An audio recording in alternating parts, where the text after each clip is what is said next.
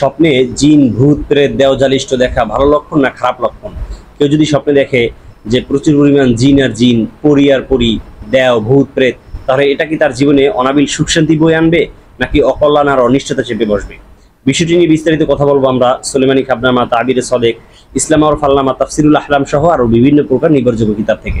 তবে এর পূর্বে আপনাদের কাছে এটি নিবেদন থাকবে, আপনারা যদি আমাদের চ্যানেল কিংবা পেজে নতুন হয়ে থাকেন অবশ্যই চ্যানেলটি সাবস্ক্রাইব করে রাখবেন।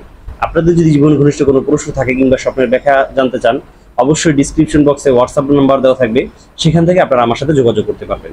অনেক ভাইয়েরা জিন ভূত প্রেত দেওজালিষ্ট অথবা কুফরি কালাম, ব্ল্যাক ম্যাজিক, কালো জাদু, বান্টনার রোগে আক্রান্ত হয়ে আছেন, তারা যদি তাদের এই রোগ থেকে স্থায়ীভাবে মুক্তি পেতে চান, তাদেরকে বলবো ডিসক্রিপশন বক্সে থাকা হোয়াটসঅ্যাপ নাম্বারে আপনারা মেসেজ করে আমার সাথে যোগাযোগ করতে পারবেন।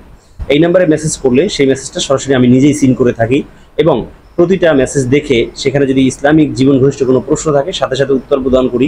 যদি স্বপ্নের ব্যাখ্যা জানতে চান তাহলে ভিডিও বার্তার মাধ্যমে জানাই, আর যদি সে কোনো তদবির নিতে চায় তাহলে সেটাও সরাসরি সে আমার সাথে কথাবার্তা বলার মাধ্যমে নিতে পারবেন। ইনশাল্লাহ আপনাকে কোরআন এবং সুন্নাহ মোতাবেক এমন কিছু আমল দিয়ে দিব, এমনভাবে তদবিরটা করে দিব যার ফলে আপনার এই ধরনের যদি সমস্যা থেকে থাকে সবগুলো ইনশাল্লাহ চলে যাবে চিরজীবনের জন্য।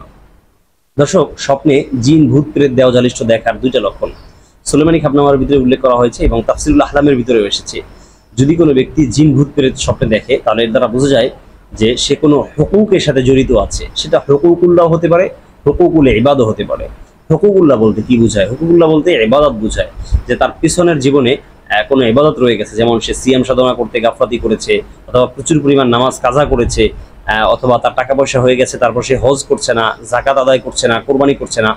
এই ধরনের ফরজ ওয়াজিব ইবাদতগুলোর ভিতরে ত্রুটি করা এবং অসংখ্য ফরজ ওয়াজিবগুলোকে কাজা করা অথবা সেগুলোকে আদায় না করা, গাফলত করা, এমনটা বোঝা যায়। অর্থাৎ আল্লাহর হককে যদি কেউ এভাবে নষ্ট করতে থাকে তাহলে সে এই ধরনের স্বপ্ন দেখতে পারেন। দ্বিতীয় হলো হকুল ইবাদ বা হুকুকুল ইবাদ, বান্দা সংশ্লিষ্ট কোনো হক, যেমন তার কাছে কেউ টাকা পাবে, সে ব্যক্তি টাকা আদায় করছে না, অথবা কারো গচ্ছিত মাল তার কাছে আছে, সে বারবার চাওয়ার পরেও সে তাকে দিচ্ছে না।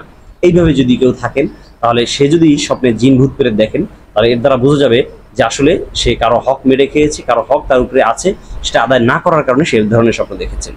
আর যারা এই ধরনের রোগে আক্রান্ত হয়ে আছেন তাদেরকে বলবো আপনি সূরা নাস এবং ফালাকের আমলটা করতে পারেন। সূরা নাস এবং ফালাক করে যদি শরীরের ভিতরে এইভাবে ফু দিয়ে গায়ে ছড়িয়ে দেন, ইনশাআল্লাহ আশা করি আপনার এই ধরনের সমস্যা দূর হয়ে যাবে।